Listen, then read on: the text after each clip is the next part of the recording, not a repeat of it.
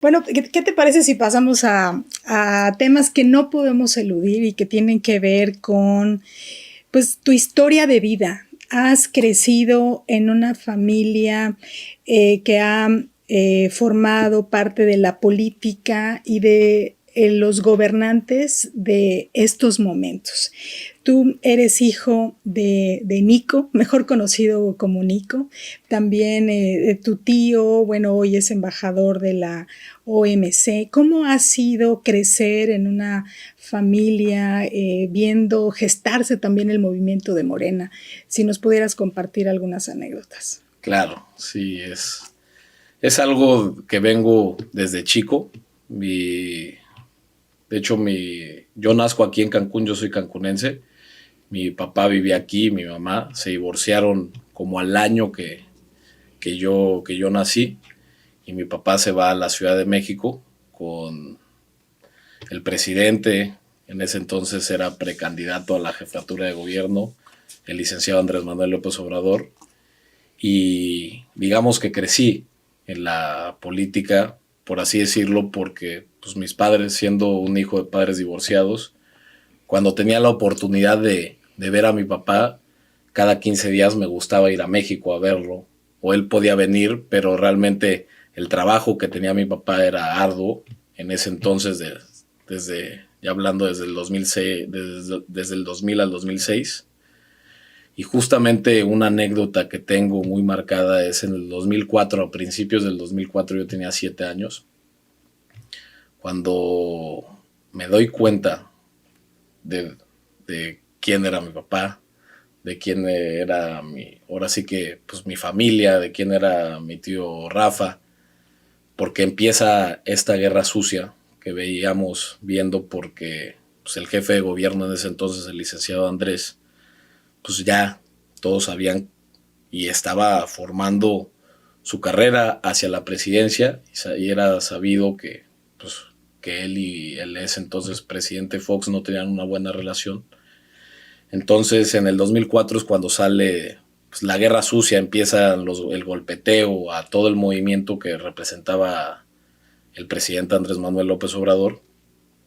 Y vamos viendo, ese es un recuerdo porque pues, te vas dando cuenta que de una infancia normal a lo que todos están acostumbrados y a lo que yo hablaba con mis amigos de ese entonces, pues nadie estaba en un tema tan político, en un tema tan álgido como uno, ¿no? Entonces, pues yo veía el Zócalo, yo veía la oficina de mi papá que estaba abajo de la del jefe de gobierno y íbamos viendo el Suru, todas esas anécdotas, pues las fui viviendo y año con año fue ahora sí que el tema fue más álgido año con año. Al año siguiente fue el tema del desafuero.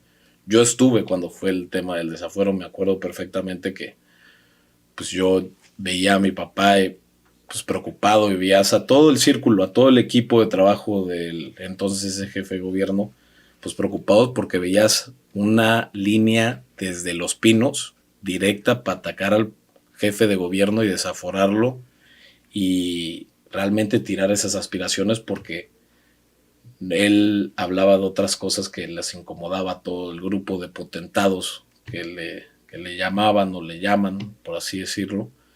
Entonces el tema del desafuero igual fue un tema muy álgido porque yo trataba de entender a los 7 8 años, entender unos temas así, pues, y saber dónde están parados es difícil.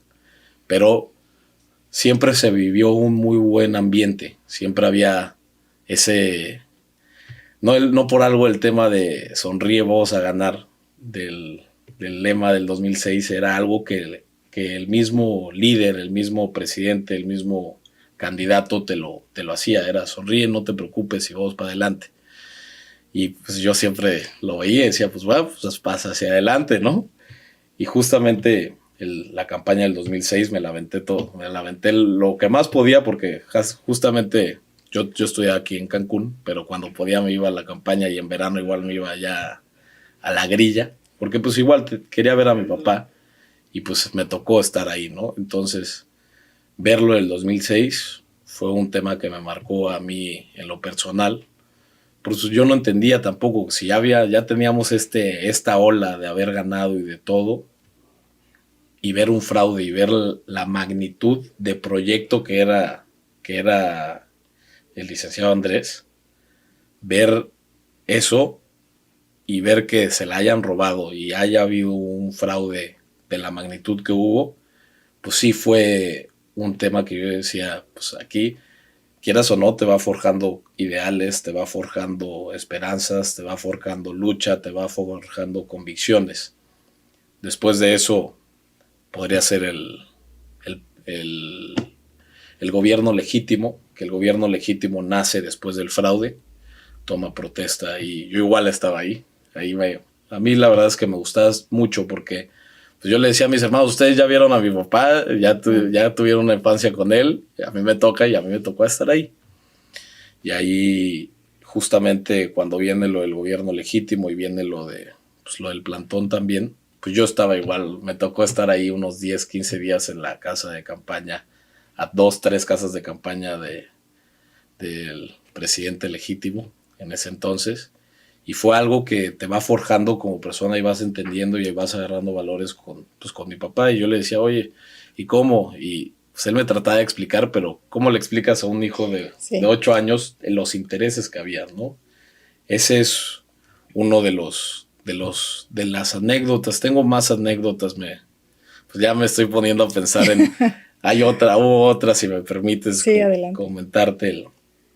En el 2008, por ahí del 2008 Calderón quería privatizar el petróleo y fue un tema álgido porque me acuerdo que el presidente hicimos ahí un mitin afuera de Palacio Nacional y hubo grilla, hubo tema y se convocó al pueblo a que defendiéramos nuestros principios revolucionarios y nuestros principios, ¿no? Como soberanía propia, ¿no? Entonces, me acuerdo perfectamente que al presidente, al licenciado, le regalaron una gota de petróleo en un acrílico con una plaquita dorada que no me acuerdo exactamente la leyenda, pero yo me acuerdo que la tenía ahí en su despacho y yo siempre la quería agarrar porque me encantaba. Yo decía, pues nunca había visto una gota de petróleo, entonces yo también quería una y siempre que podía o me podía colar a ver, pues yo era una pirinola, entonces yo andaba por todas las oficinas,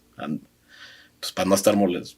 Cuando veía que no había nadie aquí, pues me metía. Entonces, justamente esa gota de petróleo, que estoy seguro que todavía la tiene el presidente, esa la traigo muy marcada y pues obviamente muchísimas más anécdotas de lucha, de cuando se forma la Asociación Morena, que fue en el 2011, la campaña presidencial de 2012, esa sí, me acuerdo que me la eché completita, me eché igual una gira que fue a Oaxaca, a conocer todos los municipios y comunidades rurales de Oaxaca, que duró como 3, 4 meses, y en fin, cuando podía me iba a ver a mi papá y pues ya me gustaba, ya cuando en el 2012, 2011, pues ya tenía un poco más de visión y ya sabía más lo que representaba el movimiento y lo que encabezaba, pues ahora sí que el presidente, lo contra qué estábamos luchando, y pues yo por inercia, pues me gustaba estar en ese ambiente porque crecí y desde el 2004 hasta esas fechas, pues era un tema que me gustaba estar persiguiendo y viendo y causaba duda en mi adolescencia, porque al final de cuentas, pues nací, como dijimos, en esto, por azares del destino me tocó a mí estar en esta lucha, en este proyecto, y para bien, ¿no? Porque me llevé muchas anécdotas, muchísimas cosas, y que me han forjado, y yo creo que es lo que vemos hoy transformado en un joven de 25 años que trae unas ideas frescas y necesarias para Cancún. ¿Y tu mamá y tu papá han estado de acuerdo en que participes en política? Al principio, mi papá siempre me impulsó. Mi papá nunca ha sido de los que no puedes hacer esto. Mi papá siempre fue de los que me ayudó. Y mi mamá, y sobre todo mis 2 hermanos más grandes, pues sí fue un poco de, no hombre, si ya llevamos, si desde chicos han estado en esto y desde chicos los han golpeado, por así decirlo, a tu papá y a ti, pues cuál es la necesidad de que pues te metes, y al final de cuentas, pues es la vocación que yo crecí, que nací y a donde yo me quería ir. Entonces, al principio, pero muy poco como todo, cuando tomas una vocación, hay veces que no, mejor acá, mejor acá. Yo quería, en su momento quise ser arquitecto, quise ser diseñador gráfico y pues no se me dio y me fui ahora sí que a la madera que quieras o no, no sé si fue a propósito o no, no sé si fue el destino o no, que ya lo traía desde chico, porque pues el hecho de estar y ver a toda la gente y acudir a meetings y estar desenvolviéndote y entrar con el candidato, con el licenciado, con el líder a un evento, que entrar a un evento no era nada fácil, era algo realmente complicado porque la gente, y pues yo chiquito, y yo me agarraba de mi papá o me agarraba de los que estaban ahí de ping-pong, de todos los que hoy están ahí cuidándolo, que siguen muchos ahí cuidándolo. Pues ahí me metía y pues a veces hasta me agarraba igual del mismo presidente o del mismo licenciado y él me subía y vámonos, Samuelito, y vámonos. Y oye, Lacho, ayuda a tu hijo, que ahí ya lo vamos a dejar abajo. Y es que el presidente le dice Lacho a mi papá. Entonces son anécdotas que tenemos ahí guardadas en lo personal, que son de muy buena estima y de muy buen recuerdo de todo lo que ha sido la lucha del presidente Andrés Manuel. ¿Y el presidente López Obrador te ha dicho algo acerca de tu ya participación en la política desde acá? No, por el momento todavía no. Él es mucho de ver o de seguir lo que es, pues, todos los que estuvieron en ese movimiento o los que siguen en el movimiento, y tiene sus opiniones y sus temas, pero nunca ha sido de oye, vete por acá o no, por así decirlo. Más que nada mi papá y mi tío Rafa sí son los que me han ayudado un poco más en ese ámbito. Y hace rato mencionaste, pues, esto que puede ser un tema en las familias, de involucrarte en política es también estar bajo el escrutinio público, bajo revisión. Y recientemente han habido acusaciones en contra tuya, de tu papá Nico, también de tu tío, sobre adquisición de terrenos de manera pues privilegiada, ¿no? Con ventajas para hacer negocios. ¿Es cierto esto que se les acusa? Totalmente falso. Ahí me gustaría hablar mucho de la historia que ha tenido la familia de parte de mi mamá, porque si bien es cierto, la familia de mi papá en temas políticos ha sido controversial o ha ayudado a crecer el proyecto del presidente, la familia de parte de mi mamá de hecho por eso mi mamá y mi papá se vienen a Cancún en el 95, por ahí del 95, y otros tíos se vienen desde los 90s. Se vienen justamente porque mi abuelo, el doctor César Portilla Mánica, no, Mánica no es, Rosado. Mánica es ya mi tío César. Se viene a Tulum y en el 72, cuando apenas estaba creciendo Cancún, y viene de pionero, de visionario, a querer apostarle y compra en ese entonces un rancho que se llamaba Rancho Tancá. En ese entonces las propiedades se les conocía como rancho, ¿no? Y empieza a comprar, y cada vez que, pues él era doctor en la ciudad de Villahermosa, pero también hacía negocios, empezó con residenciales y le gustaba, era empresario, además de doctor era empresario, y cuando ve Tulum, porque a él le gustaba pilotear, pues ve Tulum y dice, no, este es el paraíso, así como vieron Cancún, este va a ser el siguiente Cancún, Tulum. Pues estaban las ruinas ahí, no había nada, y él compra esos terrenos que llevan en la familia más de 4 décadas, justamente del que hablan, del que sacan ahí en ese reportaje que es más que nada para golpear a alguien que no tiene nada que ver, que es mi papá y al presidente, porque mi papá no tiene ni 1% de eso, porque viene de la familia de mi mamá. Ese justamente es del 82. Esa escritura justamente la revisé y desde hace cuánto este terreno está en la familia. Y ese terreno del 82 estamos hablando desde hace mucho tiempo y no teníamos, ni sabíamos, ni yo había nacido, ni mis hermanos habían nacido. Mi hermano más grande es del 88.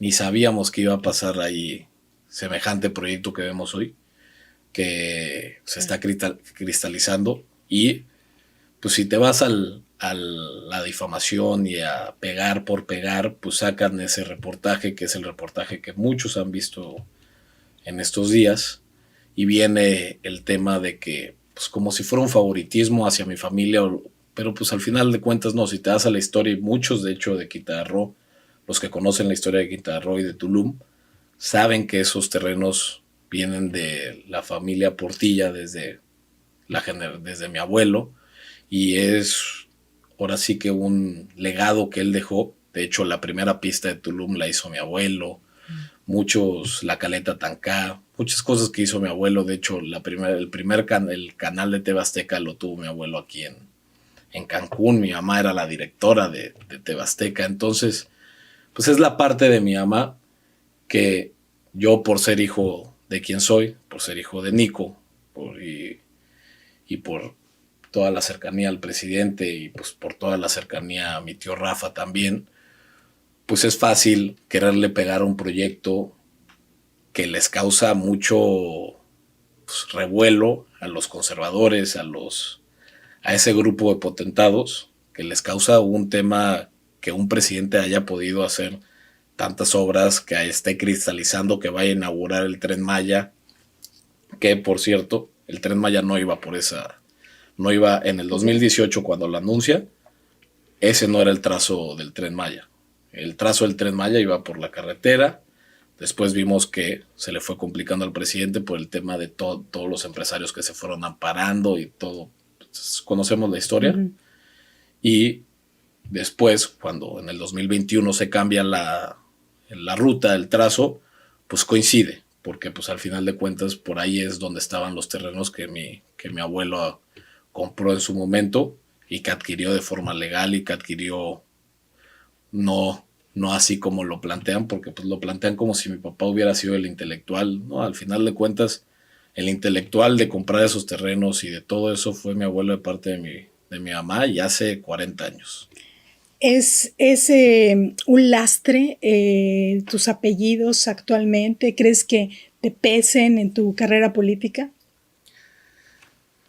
Pues es más un reto, porque lo veo, antes era mucho el amiguismo y el poner a alguien solo por poner a alguien y que llene un favor, y siempre va a ser un reto para mí, porque pues son dos apellidos que quieras o no tienen una historia de lucha en los dos ámbitos, tanto empresarial y políticamente hablando, porque pues todos van a pensar que estás ahí, van a pensar, Samuel seguro lo metió su abuelo, lo metió su papá, o lo metió su tío, o lo metió.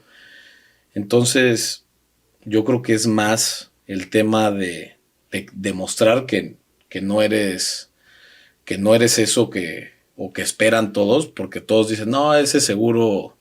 Y justamente en estos días que subí unas fotos al Twitter del arranque de obra de justamente una de las obras de las Colinas Irregulares, que llevo más de 2 años en ese proyecto. Un periodista de Chetumal me pone el regidor Fifi, el regidor Junior, ¿cuántos litros de gel antibacterial te pusiste después de esas fotos? Si supiera la historia o si supiera todo lo que he trabajado en estos 2 años, y que toda la gente que está en esa colonia me conoce, y que voy desde mañana, y ahorita que está la obra voy en la mañana, voy en la noche a recorrerla, pues sabría, ¿no? Pero pues por el hecho de mis apellidos, pues veo ese ataque, y lo voy a estar yo creo que viendo, porque porque se dejan más guiar por unas noticias o se dejan guiar pues sí, porque por los apellidos. Entonces yo creo que pesan para perjudicar las cosas, acciones o las acciones que estoy haciendo bien, porque tengo ese reto, ¿no? El de que mis apellidos no me pesen para mi futuro. Y lo que realmente yo creo que lo que sí pesa son las acciones del gobernante, son las acciones del político. Eso es lo que más debe pesar, no el apellido, no el partido político, no las creencias, o sea, sí las creencias y los ideales, más allá del partido político, de si estás acá eso ya es como la vieja política, por así decirlo, yo lo veo así. Lo que más te define y lo que más te puede pesar son tus acciones desde que eres un servidor público. Y eso es a lo que yo voy. Pues no tanto la vieja escuela de antes, sino lo nuevo, sino vamos hacia adelante, confiando en un proyecto de nación, confiando en lo que viene ahorita y lo que nos ha marcado la pauta el presidente, en Claudia Sheinbaum, que es una excelente, igual la conozco tuve el gusto de conocerla desde chico.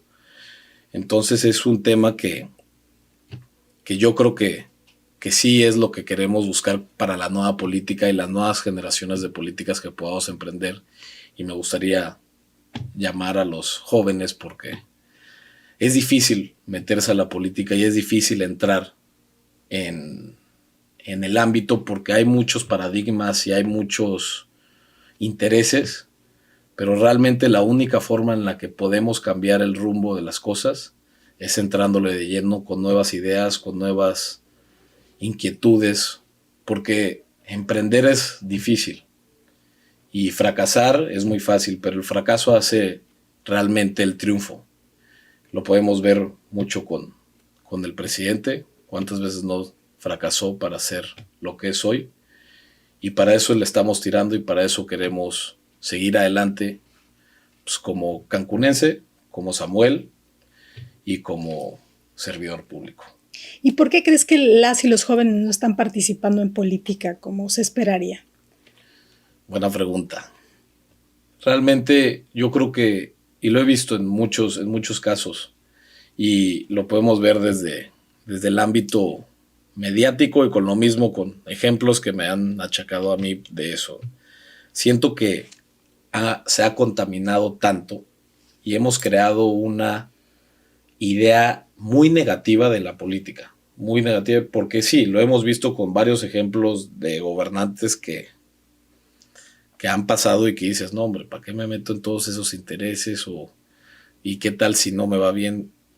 Yo siento que el joven a veces ve tanto igual las redes sociales y vemos todo esto que dice, no, pues es un tema, mejor no le hago a ese tema, pero realmente no hay nada como conocer de viva voz, porque es algo de lo que pues yo al principio no estaba seguro si quería dedicarme o me quiero dedicar al 100%, porque pues sí, te nacen las dudas como joven, dices, oye, pues qué tal si es el camino correcto que estoy tomando, ¿no? Pero realmente nadie te lo asegura.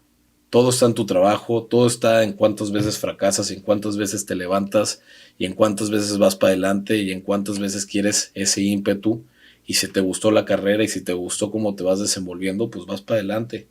Si a lo mejor no, pues trataste y viste que sí era como lo decían y pues bueno, es válido, igual es válido tomar una segunda vocación.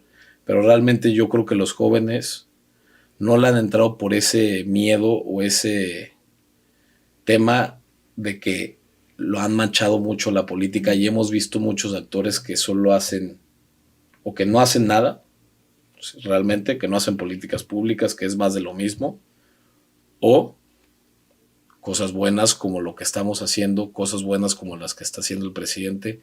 Entonces tenemos una oportunidad de oro porque es la primera vez que realmente se ve un cambio notorio. Entonces sí es importante que los jóvenes sean parte de pues ahora sí que de este proyecto transformador, porque realmente la transformación no la hace una sola persona y no la hacen dos o tres, sino es todos los que quieren hacer ese cambio, esos son los que hacen la transformación. Entre más haya, pues más ímpetu hay de realmente cambiar las cosas. Porque yo en este caso no podría solo sin mi equipo de trabajo, que la mayoría somos jóvenes. Entonces sí es importante que los jóvenes tomen parte de y vuelvan a confiar y se les dé obviamente igual sus oportunidades, porque después igual ahí vemos que Pero realmente no hay nada, y somos una ciudad joven, no hay nada como que los jóvenes nos unamos y nos pongamos un ideal.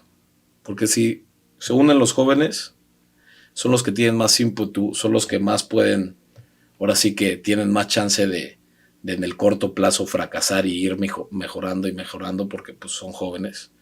Entonces, sí es importante que los jóvenes sean parte de esto y que todos, como jóvenes, impulsemos. Y si no contribuyes o no confías mismo en los ideales de una persona, pues sigue tus ideales, pero puedes seguir los buenos ejemplos de muchas personas. No todo lo que hacen todos es malo. Hay muchas cosas rescatables de muchas personas. Y tú vas haciendo tus propios ideales y tus propias fortalezas y vas hacia adelante. Ahora, ¿cómo compensar la falta de experiencia? Que como tú bien decías, hay personas, bueno, y una gran cantidad de población que no confía ya en las y los políticos. Y se necesitan hacer cambios rápido, ¿no? Para eso también se necesita conocimiento y experiencia. ¿Cómo compensar esta falta? Obviamente, pues no la tenemos, no la tienen los jóvenes, me incluyo, ¿verdad? Pero no, ya no. ¿Cómo compensarla tienen todo este ímpetu, toda esta fuerza súper importante para hacer las grandes transformaciones? Sin embargo, está esa otra parte. ¿Cómo piensas que se puede resolver? Sí, la parte profesional, lo que no tienen la experiencia, por así decirlo, ¿no? Exacto. Algo que tiene mucho el servicio público o la política, por así decirlo, es que en el ámbito social, en el ámbito de las artes sociales, lo que más tienes que comprender si quieres hacer un cambio, si quieres ahora sí que entenderle y entrarle de lleno, es tener bien formulados tus ideales, bien formulados y el conocimiento que tengas, ya sea de una preparatoria, ya sea de una universidad, no es lo mismo a tenerlo en práctica. Se conlleva y se lleva muy bien. Eso es lo bonito del servicio público, que aunque no tengas experiencia, es muy rápido el aprendizaje que llevas y traes las ganas. Si no quieres ser más de lo mismo y traes las ganas de realmente hacer un cambio y de realmente emprender nuevas cosas, porque los jóvenes somos emprendedores y el humano es emprendedor por naturaleza, pero hay veces que ese emprendimiento se va pagando. El emprendimiento se va pagando por muchas cosas, pero no se paga por así decirlo, por uno mismo. Se va pagando por las ideas que te van metiendo. Entonces, si tienes ganas de emprender, si tienes ganas de equivocarte, porque es válido equivocarse, y pues para eso es el servicio público, es para meterse de lleno y solucionar de tajo, porque a mí nadie me dijo cómo estaba realmente el tema de las colonias, a mí nadie me dijo y más sin embargo, yo tengo una carrera en la náhuatl, acabé igual la prepa y todo, pero a mí nadie me dijo, no es como que te dan un curso de, así vas a entrar ¿no? O sea, sí vas viendo muchas cosas que tienen que ver, pero no hay nada como entrarle de lleno y estar ahí adentro, porque ahí empiezas a comprender y te das cuenta de muchas cosas que no comprendías o que no comprende un intelectual, por así decirlo, ni el mejor preparado, con los mejores honorarios, con los mejores grados de estudios y todo, por así decirlo, no lo sabe hasta que lo vive. Entonces claro. Es realmente, yo creo que más de conocimiento y es más de ganas, es más de ideales y es más ganas de formar un equipo que realmente represente. Por eso siempre dicen, con quien te juntas, con el círculo en el que te rodeas, es bien importante porque eso te va formando. Entonces, si te empiezas a llenar de intelectual, de sociólogos, te empiezas a llenar del camino que quieres recorrer, eso es lo que realmente va a hacer que puedas realmente cambiar rápido una cosa, ¿no? Entonces, eso es lo importante más que nada, tener las ganas, tener eso y tener el ímpetu de querer realmente dejar un granito de arena. Pues estamos llegando al final de esta conversación. Samuel, ¿algo más que quieras agregar? No, muchas gracias a ti y a todo el equipo de Luces del Siglo por brindarme esta oportunidad, porque al final de cuentas es importante que los servidores y todos los que estamos en esto tengamos y podamos aclarar todo lo que nos rodea y podamos informar a la ciudadanía. Quiero darles y felicitarlos a ustedes por este programa porque sí yo los he visto, son muy vistos y muchísimas gracias por darnos esta oportunidad. Gracias, Samuel. Te esperamos la próxima ocasión aquí en Luces del Siglo, el podcast. Y muchas gracias a ustedes por habernos acompañado. Soy Aide Serrano y hasta la próxima.